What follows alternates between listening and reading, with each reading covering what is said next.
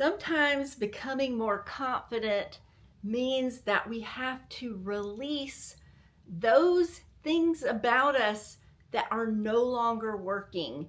We have to let them go.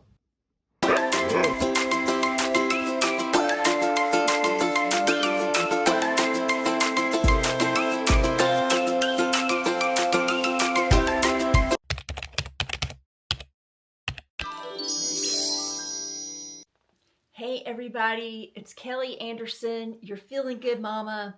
Today we are talking about what outdated version of yourself are you ready to release? So if you're a woman 40 plus, it's quite possible that you are going through a lot of changes. Some of us have kids that are starting to grow up and starting to get ready to leave the house. Some of us are in transition with our careers, and a lot of us, women, are going through the whole body change thing, premenopause, even menopause. It's a lot at this time in our life. And a lot of times we are really desiring and wanting a whole new experience. And that's not uncommon. It's kind of normal, actually. It's kind of like we've been going along, doing things a certain way for so long, and then all of a sudden it's kind of like things aren't working quite so right anymore. And we start to kind of want to experience new things. We want to be and feel a little bit differently. A lot of times, because of the changes in our bodies, we're wanting to maybe start exercising more, getting out, moving more, maybe even dressing a little bit differently. Another thing that happens a lot at this age is that we kind of realize we've kind of lost ourselves and we want to find ourselves again, but we kind of want a new upgraded version of ourselves. So that's what we're going to be talking about today, is finding a newer, confident version of yourself. But today we're going to talk about what do you need to release out of the old version. And I want to talk a little bit about, all of us, if we're in our 40s plus, we've gone through many different identities. We've been students, we've been a sibling, we have been daughters, we've maybe even been teachers, we have been salespeople, we've been whoever we were in our job, we've been partners, spouses. So we've already had a lot of different identities. A lot of times these identities are just thrown at us. They just happen. A good example of this. So I've been an artist my whole life. I went to art school in college, and when I graduated, I realized I've got to get a real job. So I set out, and one of my first jobs was in sales. And I had to wear a suit and heels, and I had to go into large corporations to sell printing jobs. This was a huge identity shock to me because I had just come out of 5 years in art school where I dressed kind of sloppily. It was, a very laid back lifestyle. Sat around a lot with a lot of other artists talking about art and music and, all the creative stuff. And then all of a sudden, I was thrown into this whole new world of corporate sales of all things. And it was a huge identity shift. And I will say I did work to fit into it, but I didn't like it. And I eventually realized this is not for me. But I did take on a whole new identity of no longer really being an artist. Now I'm a corporate salesperson, and it was a huge shift. The same thing happens when we become parents or when we get married. All of a sudden, we're a spouse, we're a parent. That's a whole new identity. So, a lot of these identities that we have in our life, they just happen. They're just, I'm not going to say they're forced upon us. A lot of these things are things that we choose, but they're just things that just happen in life, and all of a sudden we have to make some sort of identity shift. What I'm talking about here in your 40s and on is starting to think about what identity do you want to have for the rest of your life? What do you want to be known for? How do you want to move in the world? And I'm not saying what you choose now has to be the end all be all for the next 40 or 50 years of your life. I'm not saying that, but I'm saying where a lot of the other identities that we've had in our life, they just happened. Now I'm talking about being more intentional, starting to choose who you want to be in the world. And it's going to take a lot of looking at who you are now, who you've been, and what is not resonating anymore. So let's talk first. Why is it so hard to shift sometimes? Sometimes it can be a real challenge. We want to step it up. We want to up level. We want all these new experiences, but we have no idea how to get there. And we've tried to start acting in the behaviors that we think will get us to this place, but we still find ourselves being pulled back into our old ways of being. Why is this? Why do we do this? Why is it so hard to break the habit? And that's one of the reasons, is it's a habit. Our old ways of being, our habits, we've done it so repetitively over and over again. That's what we know. And sometimes our brains and our bodies go into autopilot, and it's just, this is what I know how to do. This is how I know how to be.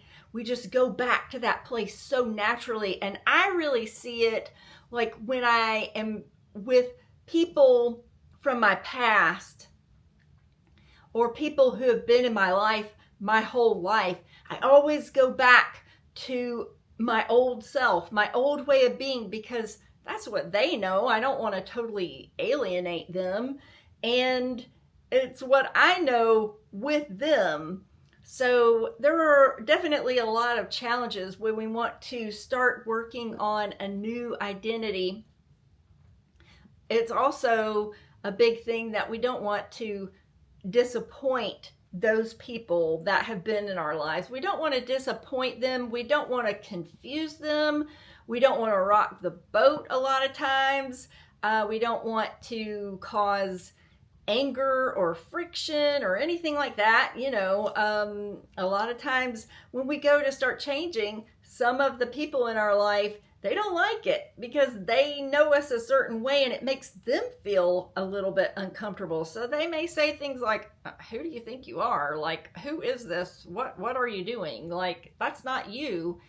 And you have to start to notice when that's happening. We'll talk about that in a minute. The third thing is there's real safety in the familiar. And so our old ways of being, even though sometimes they may not be serving us so well anymore and we're ready for an upgrade, we're ready to start improving, it feels safe. It feels like kind of like home. It's like, this is what I know. And even though, like, one of the things is for me is I've been kind of gullible. Like when I was a kid, I was very easily gullible, falling for things easily. And I find myself when I am in like family situations, I revert back to that little gullible girl who doesn't have a whole lot of control in her life and just kind of like, oh, okay, oh yeah, that's what we're doing, okay. And I've tried to work to get away from that a lot and be more in myself. Like, no, this is what I want. I'm not just going to fall for this is what everybody else is doing. I'm doing what I want. But it's so easy to fall back into that familiar habit, familiar way of being gullible. And who knows, I mean, you have probably 100 different behaviors that you just go back to so easily because it's been your MO your whole life. Okay, so here are some real signs that it's time to upgrade. They're signs that you are really starting to outgrow your current identity. If you feel like you are tired a lot, if you feel like things that you have done for so long, they don't give you the same excitement as they used to. They don't give you energy. You kind of find yourself dreading doing those things. If you find yourself kind of like, just saying to yourself, I don't want to do this anymore, or dreading doing a thing, that's a real sign, okay, it's time to start making a shift. Another thing is you find, like we were just talking about, when you are in familiar situations, you revert back to your old behaviors, your old self, your old ways of thinking. It's good to just start noticing, oh, wow, I'm being really gullible right now. And that is not something that I want to be anymore. Just start to notice first. Another sign that it's time to start shifting is that you just feel like you're kind of like playing a role in life. You're kind of like going through the motions, but you're not fully invested in it. You're not like, oh yeah, I'm living the life that I really love. No, you're just kind of like, yeah, this is the job that I've worked for 20 years, so this is the job I'm supposed to keep going to, and I'm just going to play the part at work that I'm supposed to play, even though it feels miserable and I hate it. That's a sign it's time to start shifting.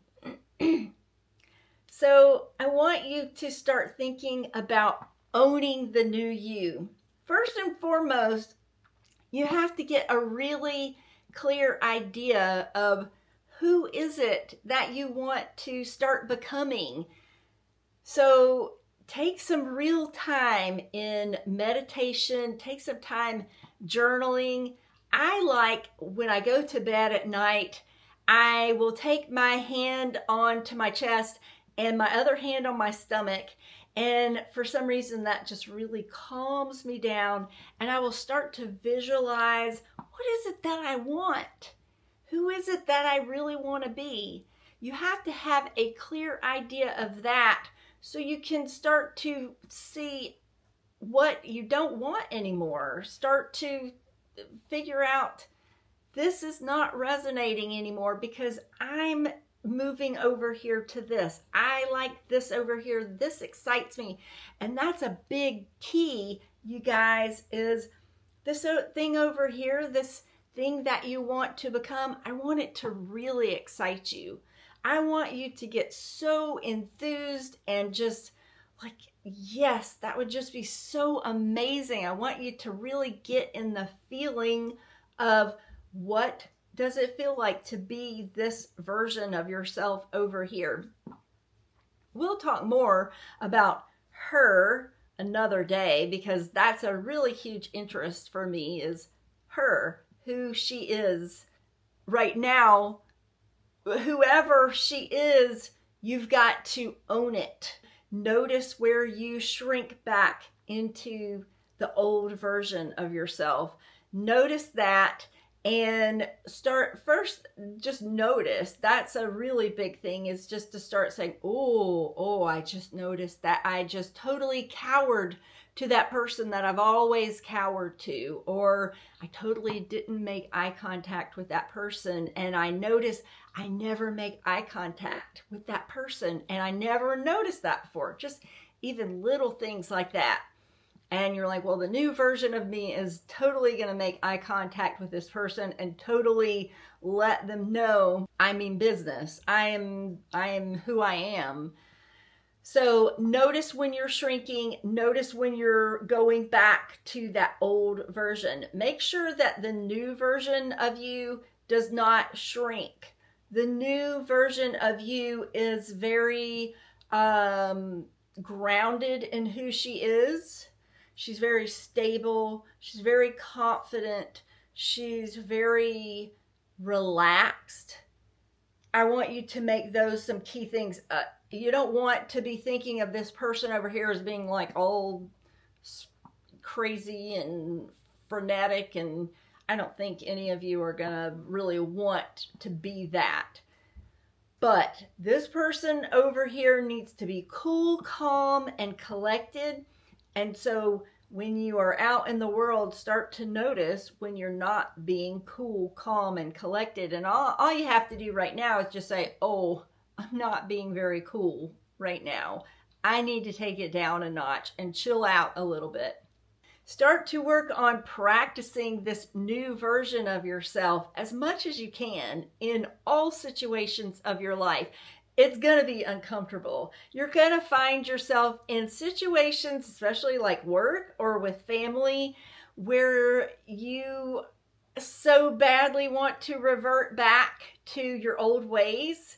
But I want you to practice. This is all a practice. You're practicing being in those situations, but acting as that new version, and know it's going to be uncomfortable. Know that you might get some kickback from the people around you. You might get some side eyes, like, what's going on with her? And be okay with that, because you've got to kind of push through this barrier, this invisible barrier, to get to the other side. Eventually, either these people are going to go along with it or they're going to fall off, and they're going to be like, yeah, I'm not going to have anything to do with her anymore. She's too fabulous for me. And that's when you say, okay, I'm choosing her.